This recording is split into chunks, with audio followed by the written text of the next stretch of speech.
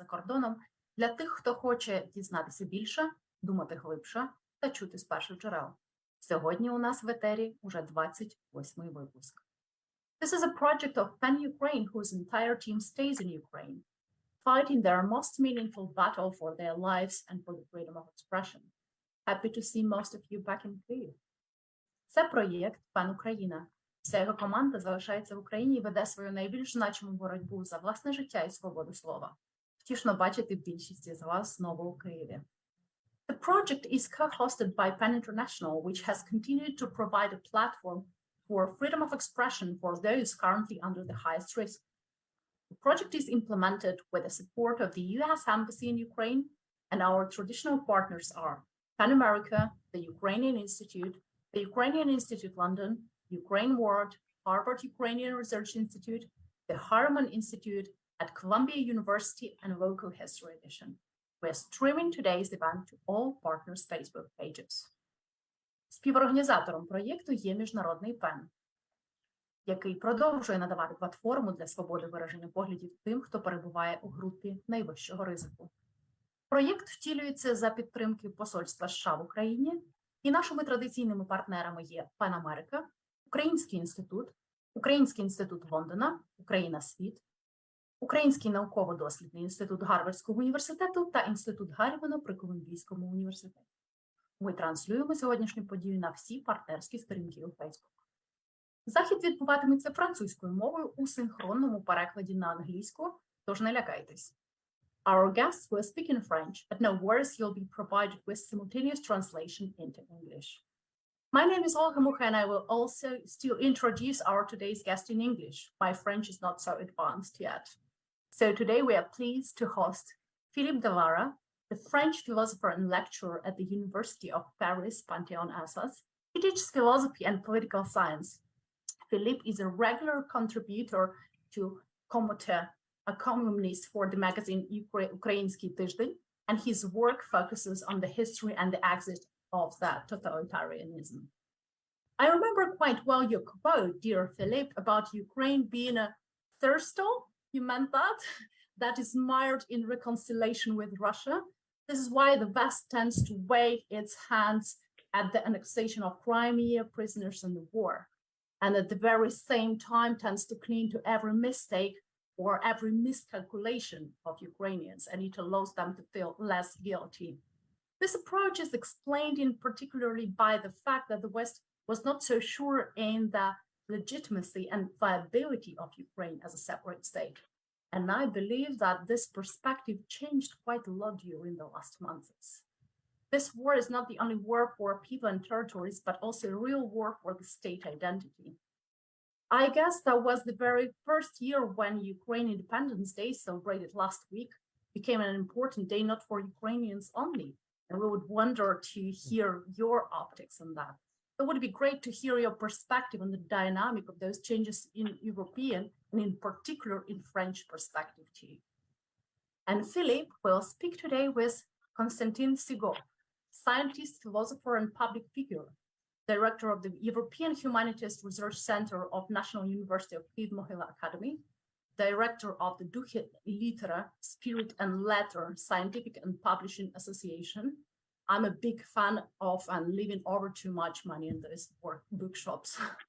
I believe that your editorial projects establish a base for the development of academic contrasts and joint studies with the leading European scientific schools.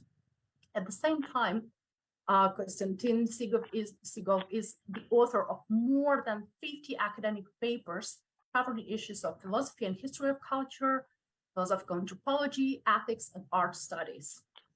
At the National University of Kyiv-Mohyla Academy, you are delivering a course of lectures as a master program, European Culture, Conflicts of Interpretation. I bet now we should deliver the one on conflicts of interpretation of Ukrainian culture for Europe, shouldn't we? I'm excited in expectation of a great conversation after the long break. A lot of things happen to be discussed indeed. Dear Philippe, dear Constantin, the floor is yours. Dear viewers, please leave your comments and questions in the comments on Facebook. Thank you. Merci. Merci beaucoup. Donc, je crois que c'est moi qui commence. Je voudrais remercier le Pen Club d'avoir créé cette for occasion. having created this occasion. And I would like to greet the president of Pen Club, who I know very well. And I would also like to clarify to our audience that this audience with Constantin Sigov didn't start just now, but actually it's been almost 10 years. And for surely we are going to continue because Constantin and I, we talk because he's one of the windows on Ukraine, so to say. So the question I'm going to ask, of course, it concerns the war. The 24th of February was an enormous shock for many people in France who have opened their eyes, I would say finally opened their eyes on the brutality of Russia towards democratic Europe, and also opened their eyes to criminal brutalities that we thought they weren't capable of. But still, there are people who don't know too much, or they know very little Ukrainians. So they discovered courage, their love for freedom, their patriotism of Ukrainians, and also their ingenuity, love, power. And I believe that this example plays a deciding role in the reaction of our country, in the unity and the solidarity of Europeans, and that is strengthened since the very beginning of the war. And from this point of view, I would like to say that for me, Ukraine, in this great unhappiness, has started a real conversion of other Europeans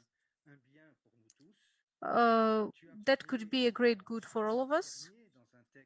In March, you have said in the article that was published by Le Figaro newspaper in France about 13 hours of Ukrainian resistance. And I would like to ask you, what is this treasure? Where does it come from? These democratic people, and I think about the French, that if that happened in France, the French wouldn't exhibit that resilience, even in comparison. Well, thanks for the question, and thanks for the introduction of our dialogue to our pen club. I would like to say that we can insist that Europe is in the process of waking up, facing this war, this resistance of Ukrainians against Russian aggression. And actually, we can say that after 6 months of this cruel aggression accompanied by absolutely enormous lies, we can state at the same time that, for example, in Paris, on the 24th of August, it was 6 months of war and the Independence Day of Ukraine. There was a special issue of L'Express, I think about 20 pages. It was totally dedicated to Ukraine, and I'm aware that it was actually the faces of specific people.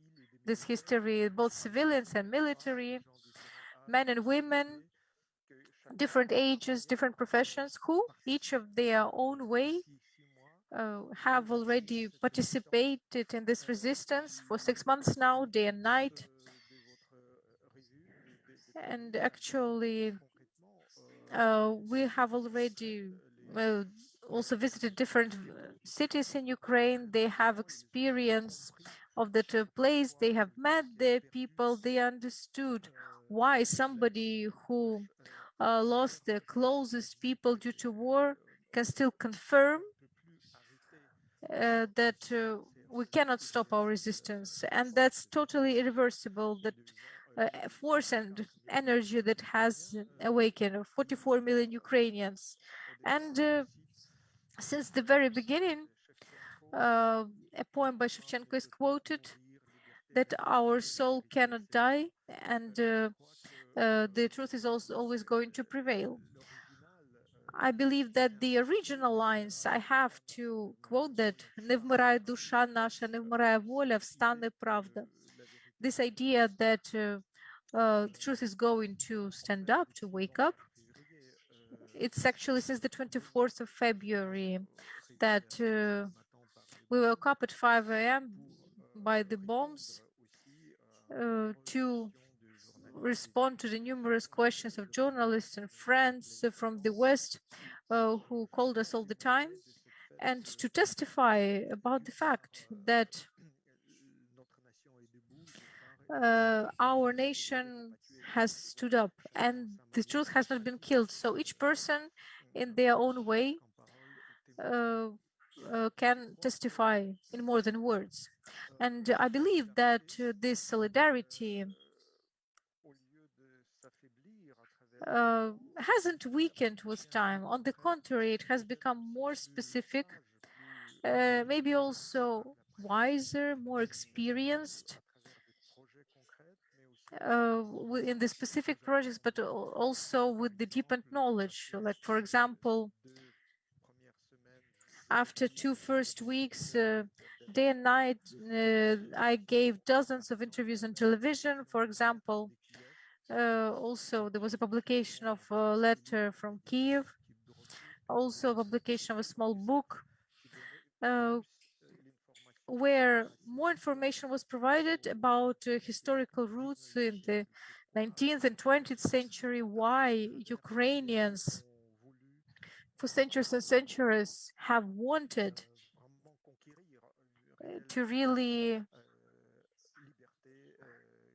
capture their freedom and have the right to live in a sovereign, autonomous way, and to assure this life for our children, for our students, to have this sustainable and free future.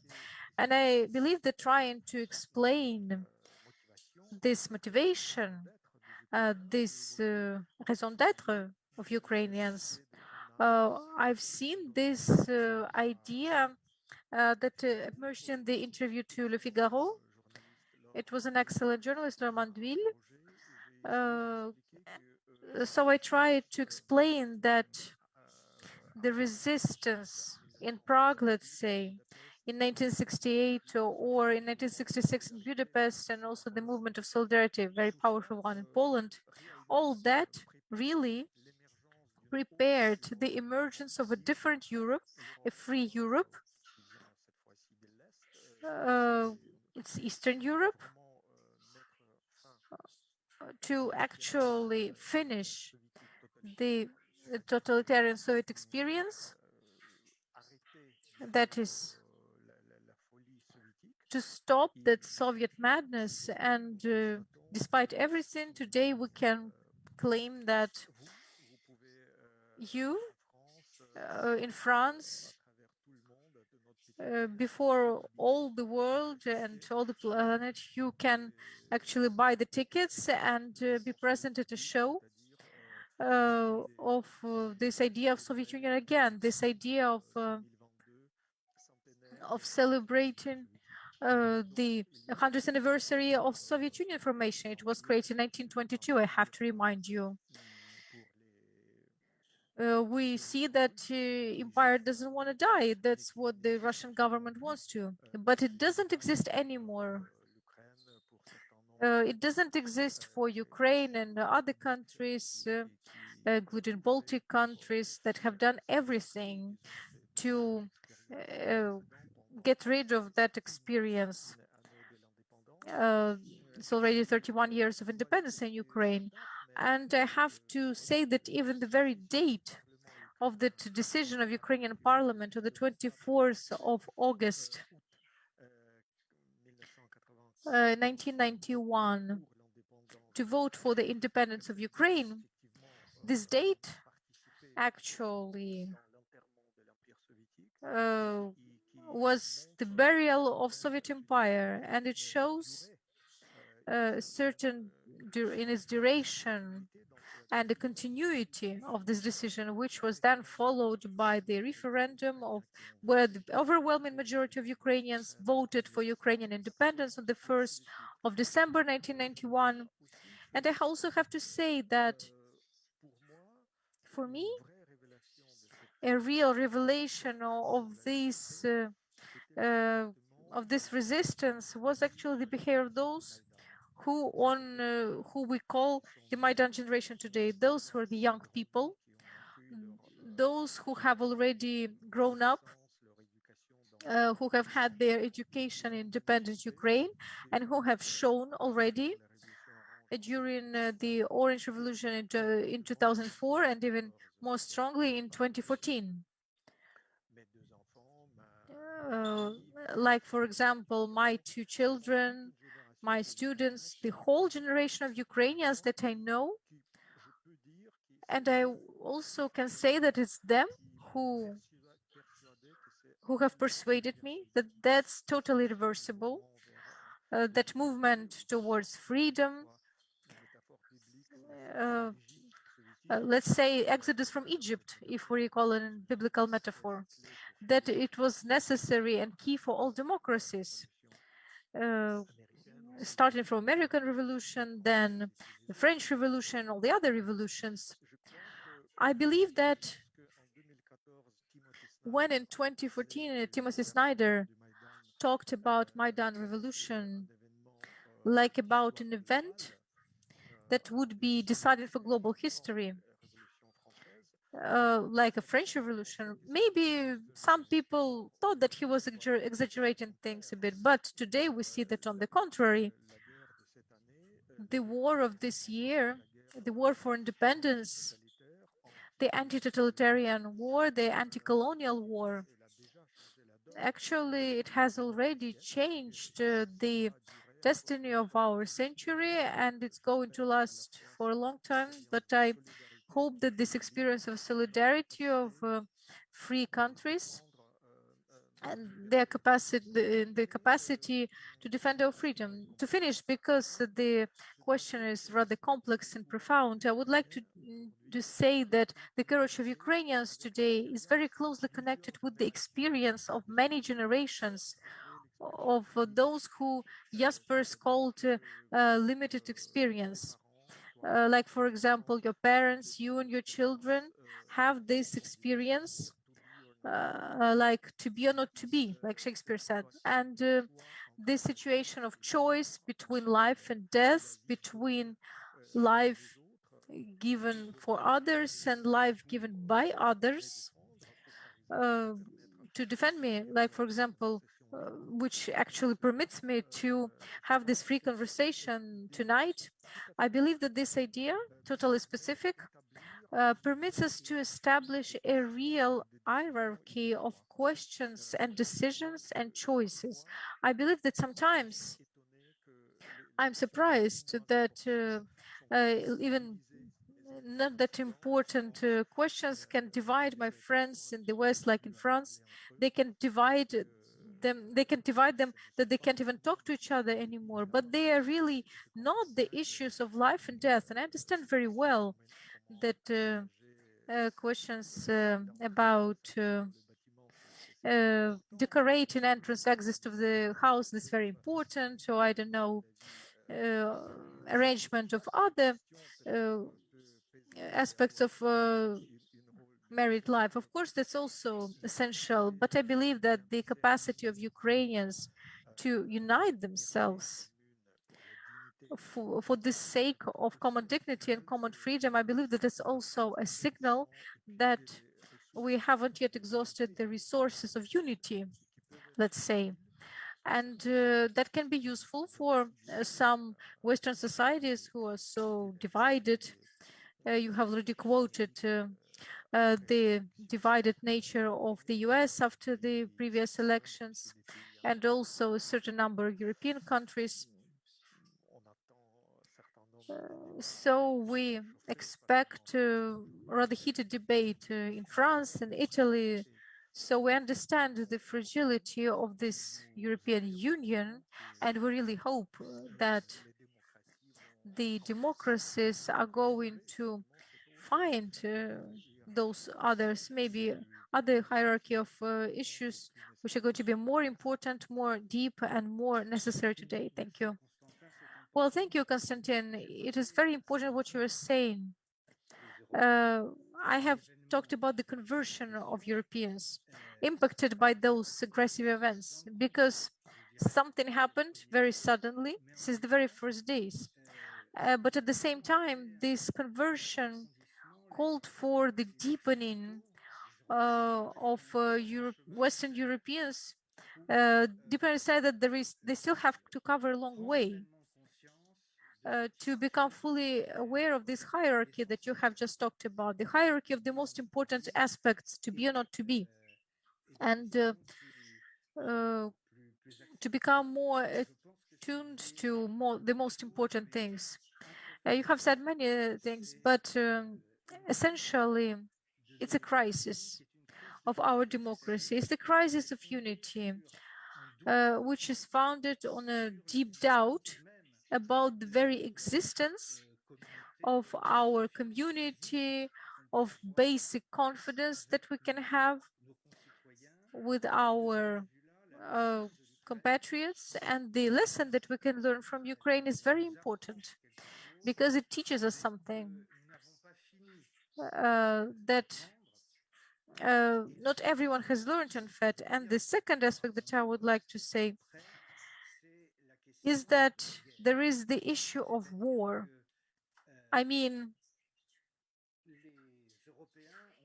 Europeans understood very fast that they are at war. In the very beginning, they talked about the war at the doors of Europe, but very, very quickly, we started to talk about war in Europe. But still, there is a hard step to take, meaning to recognize in a certain way, not just technically, but in essence, that we, the Westerners, the Western Europeans, we are fighting Russia because it's us, it's Europe in general, and not just Ukraine that Russia has attacked. And that's the reason for which it seems to me that we are going to advance very quickly into the solidarity with Ukraine, and specifically provide the specific aid, including military aid. In the very beginning of war that started, there were concerns whether we have to give the only defensive weapons, not the offensive weapons. And I believe that it's very significant that today this notion of belligerence that was very present in the public discourse in France. I mean, of course, yeah, we support Ukraine and we're going to support until victory, but we are not at war with Russia. We are not fighting with it. And this very word, co-belligerence, those who fight with, this word has disappeared from the public discourse.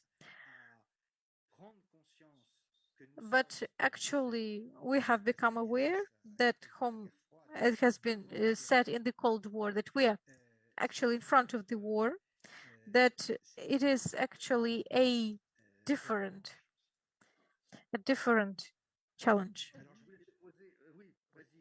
Yes, please say yes.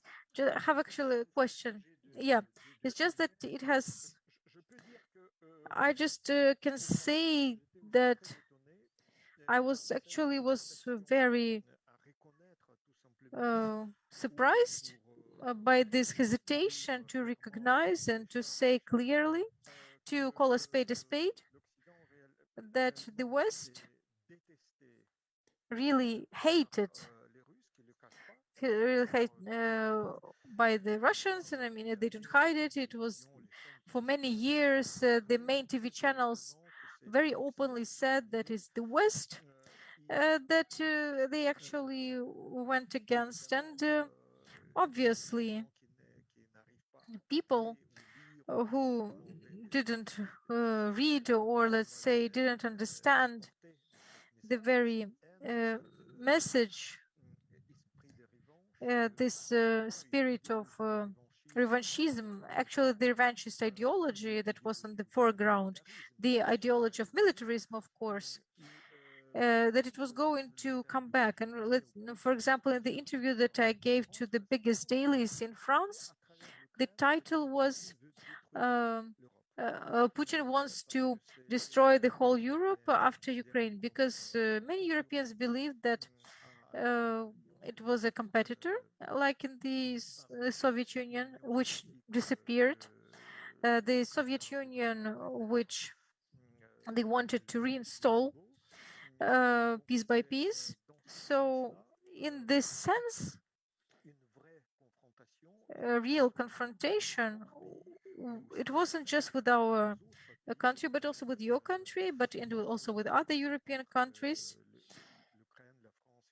between Ukraine, France, and others. And actually, I also believe that just to understand that Europe, at least once, is not just this, not always attractive and great, but on the contrary, it is hated and even attacked. Then, of course, that was a rather new notion for the Parisians, for the Westerners in general, and the very idea that, yes, it's great, this experience of abolition of borders, the free movement and everything, but it also means that we have mostly forgotten this sense of borders and the very meaning, why and how the security is organized, what protects our freedom, and what really permits us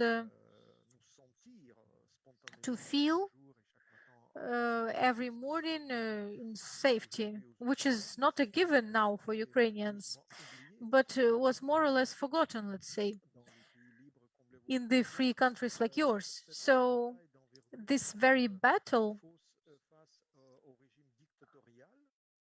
against a dictatorial regime, which doesn't hide its nature anymore, the nature of aggressor, I believe that that also changes the type and the behavior that we understand more and more everywhere.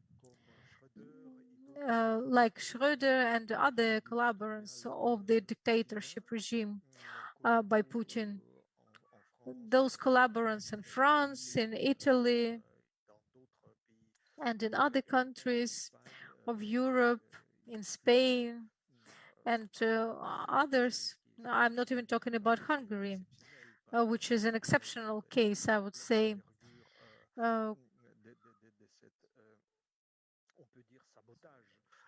That's a real sabotage in the context of European defense and in the democratic Europe. And here, it was understood that after bombings of Kiev, after Bucha and Mariupol massacres,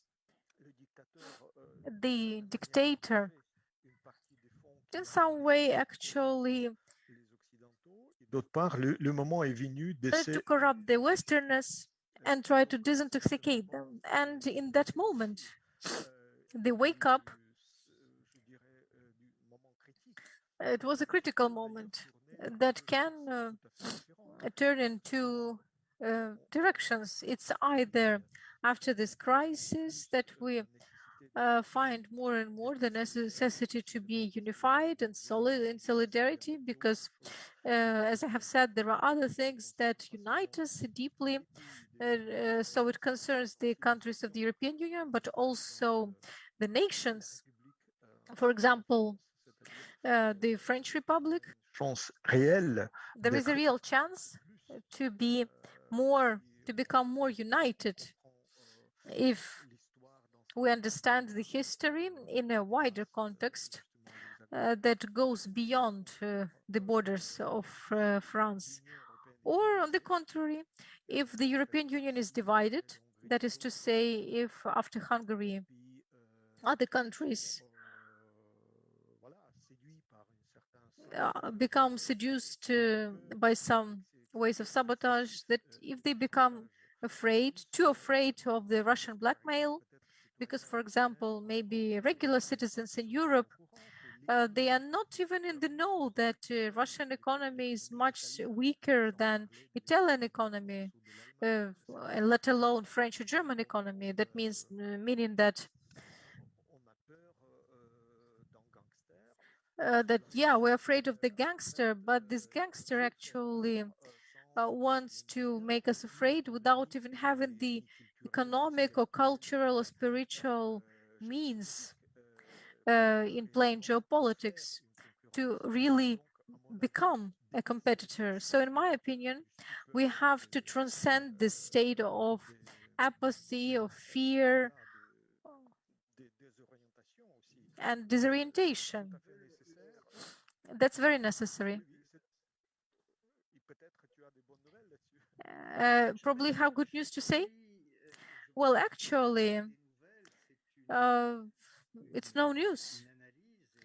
It's just analysis and some views on the future that I have. Is that this wake up has two aspects. On the one hand, we have to be really aware that it's extremely difficult because the war, the hybrid war of Russia against European Union in each European nation started a very long time ago. We can say that since the fall of the USSR, those people who wanted to restore it immediately targeted the European Union. They tried to establish their networks of influence in our country to corrupt our political figures and public figures, and this process was going rather deeply on all levels. But on the other hand, our countries, at least the countries like the UK, Germany, and France, as for Italy, I don't know, they tried to get out from this trap, that mix of seduction and fear and corruption that Russia tried to feed them in these three aspects. Seduction by power, fear by power, and specifically today, the fear caused by nuclear weapons and the corruption. But there is also, and I have to note, the development of public debate. I mean, it's, of course, the public opinion in France is not unanimous, and not everybody understands the war in Ukraine in the same way. But still, there is more and more consensus about the existential nature of the conflict between the European civilization and Russia. In actually this part of Russia that wants its revenge and it's this brutal force. And what I see in this positive evolution is that the very fact that we stopped to constantly speak about the war, we stopped to say after the war. I mean, there was a discourse that was pretty reassuring. We talked about the war and the conflict, and immediately we started to speak about coming back to normality, more normal relationships between Europe, including Ukraine and Russia. So Europe didn't want to stand that very idea of constant opposition, conflict between something that represented Europe and something that represented the Russian regime. That is how you have just said. We overestimated their power. And this is still developing. It develops very quickly. And actually, there is a lot of debate. I'm actually thinking about Ukraine, of course, that very issue, for whom the time is in the favor. So who has won, who is going to win something from the prolongation of this war.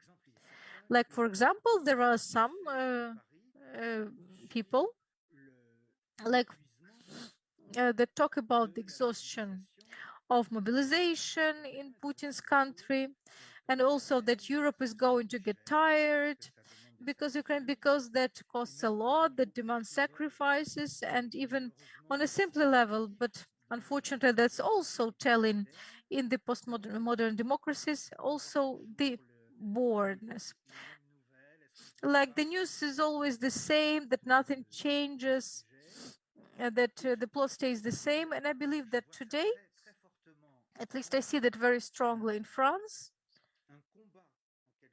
there is a battle of sorts between the deepening of the deciding nature of this war for us and this mix of fatigue and fear that people want to really turn the page and as soon as possible. But I'm rather optimist.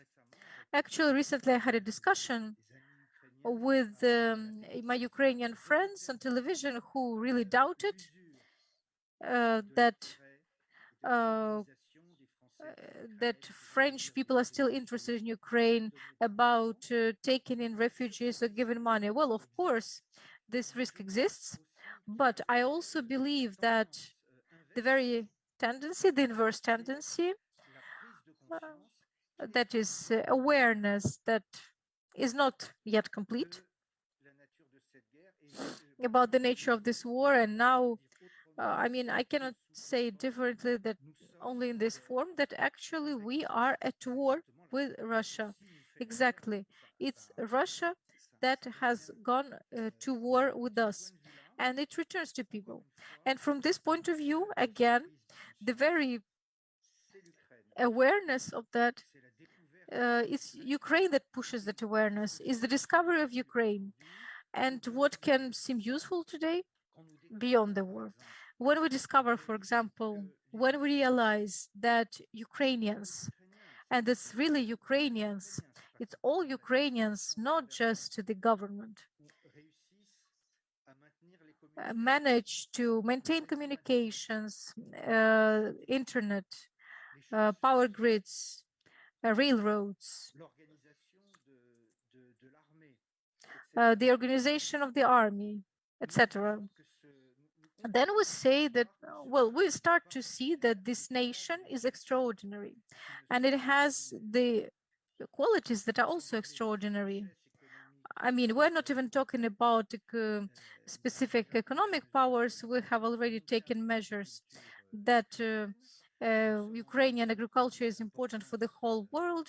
We are also very much aware of the importance of high-tech industry in Ukraine. So this knowledge of Ukraine beyond the war, plus the heroic power of Ukrainians in the war, continues to advance that very acquisition of awareness that Ukraine is Europe, or more exactly, that Europe is Ukraine. And that's how it is today. And in the beginning, I quoted L'Express, the magazine, and I'm now showing it to the camera. That's actually that's the 24th of August issue that tells us exclusively about Ukrainians. And the very title is very important because it shows that what is actually at stake, that it's not just a military conflict, that it is a specific nation. And it's not just a nation that deserves our support, but also that we need to support for our own sake. And evidently, of course, it's just me speaking here, but I believe that there are more and more specific examples of various events in public debate in France that show that this idea develops. And in particular, I have already seen many people who actually those who support Putin, they are actually under the Russian influence. They are like saying that we have to try to understand Russian opinion.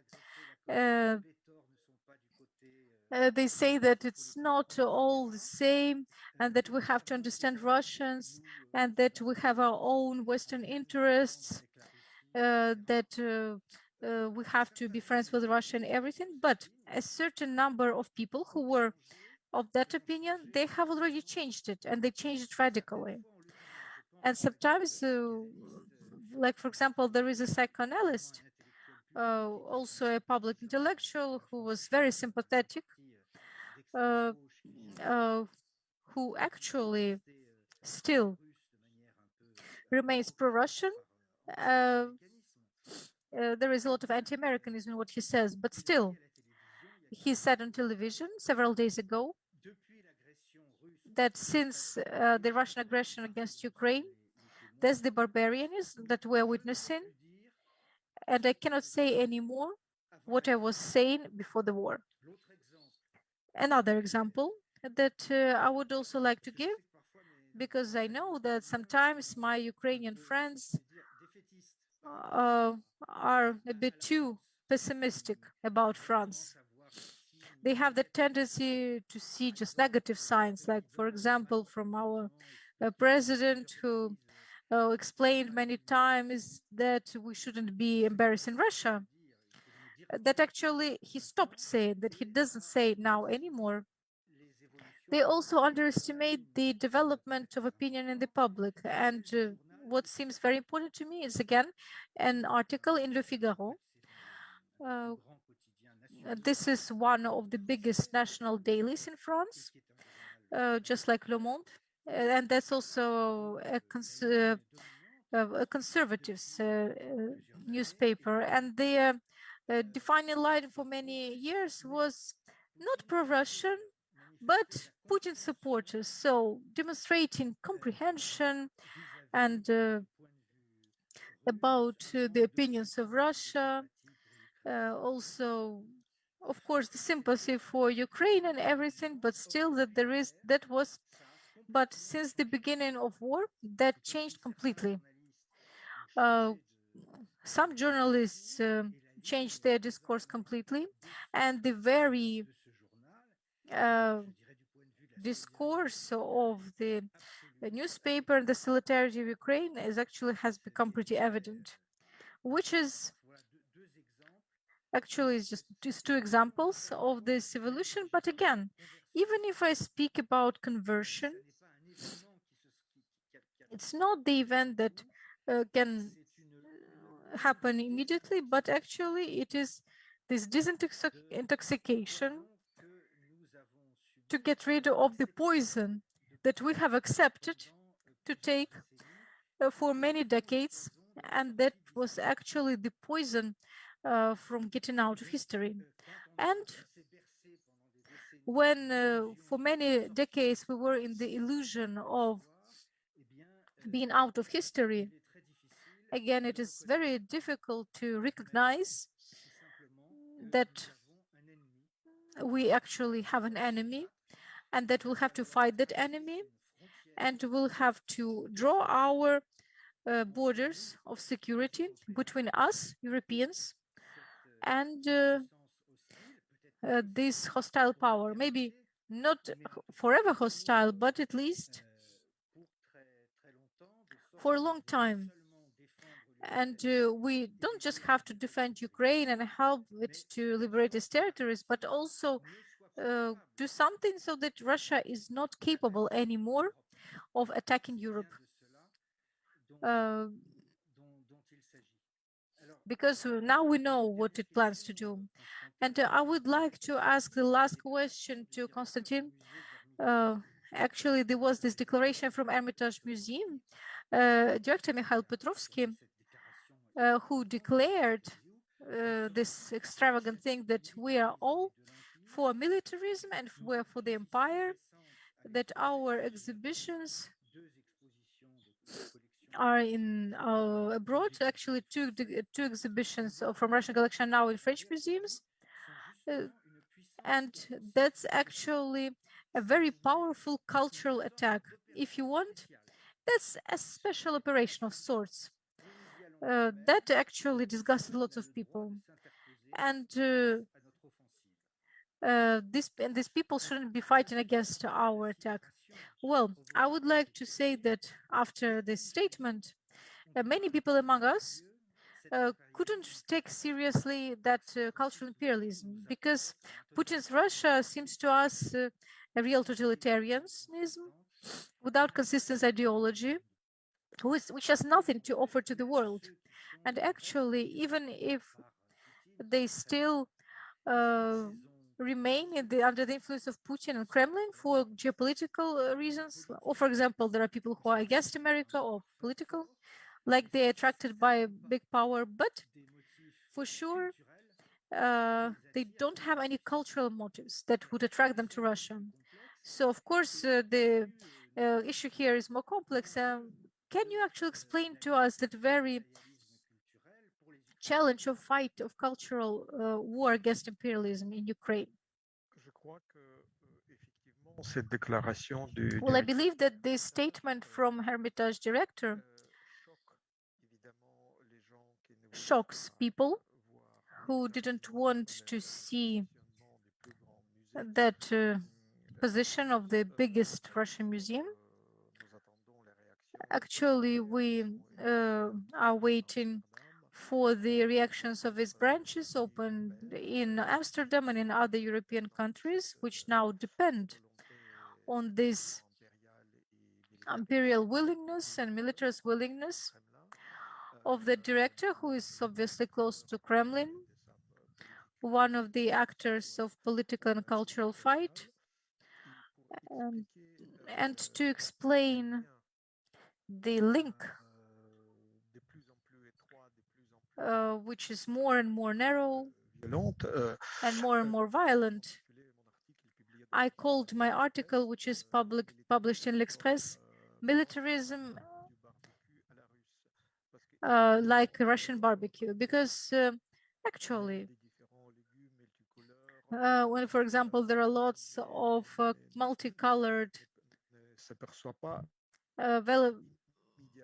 cet axe métallique vegetables on the barbecue, we don't notice immediately that iron rod that connects all these elements over the fire, and thanks to which they can actually change their substance and actually be served to the guests. And I believe that after this declaration, those who organized an exhibition in France, they confirm that yes, we're militarists, we're imperialists, but actually it is this militarist axis makes this cultural product that hides less and less the very nature of this special military operation in the cultural domain. And on this axis, actually, we see that on this rod there is a salad. There are fragments of various ideas and symbols that sometimes are totally incompatible. There is this discourse about we can repeat that, or going all the way to Berlin, 1945, and for example, when there are statements full of hypocrisy about proposing bombardments of Odessa after this grain agreement was signed, and all this symbolic kitsch around the so-called Russian world, that symbolic decor vested in Orthodox symbols that you probably know that Russian armed forces cathedrals that still preserves the relics of the Second World War. This whole mix has become truly explosive and toxic. And instead of tolerance or neutrality, we see more and more that this is almost impossible, let's say. We become collaborants in the classical sense of this word if we don't want to distinguish things from one between each other. I also believe that refusing, let's say, the power blackmail or the soft power blackmail, these are similar things. And I believe that, for example, in Germany, which becomes more and more aware, clear on that issue. And in the same issue, Peter Pomerantsev, who is a UK journalist, says that actually using Russian gas, Europe has become a victim of abusive relationship. And how to liberate oneself? We have to finish that as soon as possible. It's not going to be simple. It's going to be pretty expensive, but there is no other way to do that. And I also believe that to liberate oneself from an abusive relationship, we have to clearly see the evolution of the regime. I already explained that during the Soviet era, there was a mass of people, tens of millions of people who didn't want to be accomplices to the criminal regime, who killed people, who put lots of people in Gulag, and still in the era of Khrushchev, destroyed churches in Kiev. And actually, the regime that was really monstrous pretended all the time to say that hell is others, like the West, which is corrupted. It's all them. And in the period of glasnost, there was some transparency, and there was the change of regime in the end of 1980s.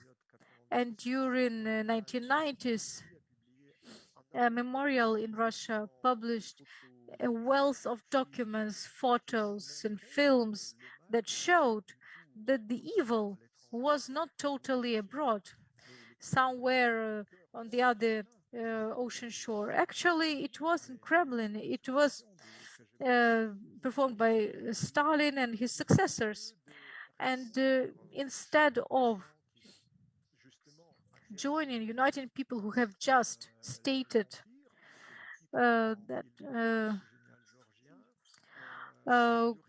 that actually the regime instead preferred revenge, and therefore we don't say hell is others.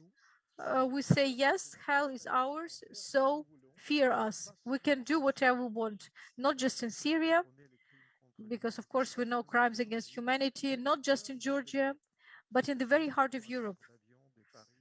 3 hours flight from Paris and other European capitals. And I believe that this change, actually, it makes us all say, maybe in some more conscious way, that we are together in this resistance, not to permit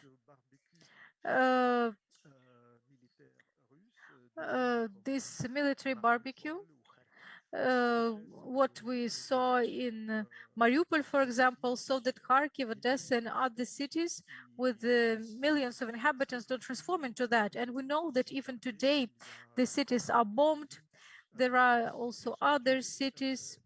There are lives that are lost. And I believe that to stop this mortal insanity, we have to be much stronger and in more in solidarity in the aspect of sanctions. I believe that we have to communicate even more and more to regular citizens in the West, in particular France and other countries, that they have to participate in sanctions and how necessary it is, and how we have to be clear, because the sanctions touch and prevent more and more this war machine in Russia, including Russian propaganda, which tries to send the message that the sanctions have, they're actually even more difficult for the others and not for the Russians themselves, but not.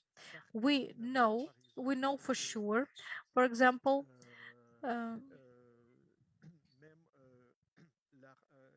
that even Air Force says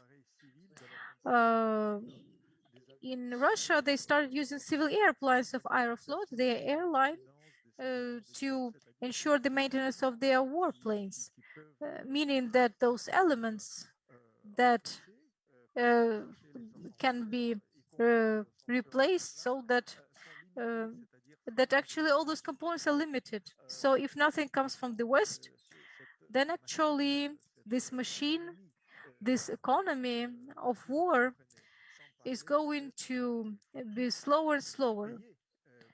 So we shouldn't be paying for the war anymore. So we shouldn't be buying the energy, and more systemic embargo, sanctions, all that is necessary. Maybe more peaceful, it's a more peaceful way of the world to stop the aggressor. And if the sanctions this autumn and winter working more clearly, that means that it's going to be a sort of reevaluation in the vision of defense and security all over the world. There's going to be something real in stopping the aggressor and in stopping that insanity, in particular the nuclear power. I believe that here we have touched the very core of our work that we should do this autumn. But I also believe that we are going in the right direction, and you're totally right in saying and reminding us that the Russian lies, which are the most toxic today, is actually their claim that the sanctions do not damage Russia at all, and that which is totally not right. And actually, we should not just increase the sanctions towards Russia, but also give more information as well as Western opinion about the specific impact of these sanctions on the Russian economy. I believe that we are already now nearing the end. Just one question that I wanted to ask you. France and European Union, they say that Ukraine is European, that it is part of the European family. How is it seen in France, and how do you see the contribution of Ukraine to its European family? Well, just a little time is left to answer this question. I believe that we still have to reflect more on that. I would like to say that Ukraine's welcome to the European Union, it shouldn't be just, of course, it's a helping hand, let's say, that we give to Ukraine in the aspect of security and also economic prosperity. We have to view it as a help. But also I would like to say that today, because the war is going on, first of all, it is the treasure, which is not hidden anymore. The treasure of resistance, Ukrainian resistance, which is more deciding, more specific. I have to say that Ukraine is a very big country in the terms of its size, that is going to enlarge the European Union. And especially, I also believe that Ukraine's joining Europe, that's the accomplishment of unity of Europe. It is, and also thanks to this war, of course, it is a tragedy. And a lot of deaths and destructions have been needed so that Europe becomes aware of its real border. And this border is actually the eastern border of Ukraine, and then the Baltic countries, of course, which is not just administrative. qui est une frontière de civilisation. So actually, it's also the border of the whole civilization, the real frontier. Merci. Merci. Thank you. Au moment même que nous parlons, Thank you. les At the moment we're saying, Thank you so Oui. much. beaucoup de choses Yeah, pour justement thank you. démarquer. That's always so challenging to stop the conversation. As closer to the end, it always develops. You basically stolen both of my questions on the CEO of Hermitage and also on a Russian barbecue. Written the great article, highly recommended, quite harsh, written by Constantin Sigov. It was a bit challenging for me to read it in French, but it's still worth it. Thank you so much, dear gentlemen, for this important conversation and reminding us such a simple but essential things as calling a spade initially, and that understanding the current situation requires deeper knowledge of Ukraine, previously seen through the lens of Russia. And the other one, that the hybrid war of Russia against the Europe started a while ago, not only a couple of months, through corruption, propaganda, and other tools. This seduction, as you named it, seduction by power, fear, and corruption, and just made up a bit with some kind of cultural invasion. And this all ended up with a 86,000 only recorded death in Mariupol only. Can you just imagine those numbers? Those are only recorded. This is one of Ukrainian city. This is the price. And the main objective of those conversation of ours is raising awareness. And if you would ask yourself what I, as a European, American, Asian, or African world intellectual, by the way, we have viewers from everywhere, can do today, I would say give a proper answer to hierarchy or to be or not to be question. Quoting our guests, empire doesn't exist anymore, but doesn't want to die. And this resource of unity can be probably the main asset of ours. Don't undervalue it. This is exactly the place from where this incredible resistance comes. Ukraine is a Europe, and Europe is Ukraine too, as Philippe said. And this is what our dialogues are about.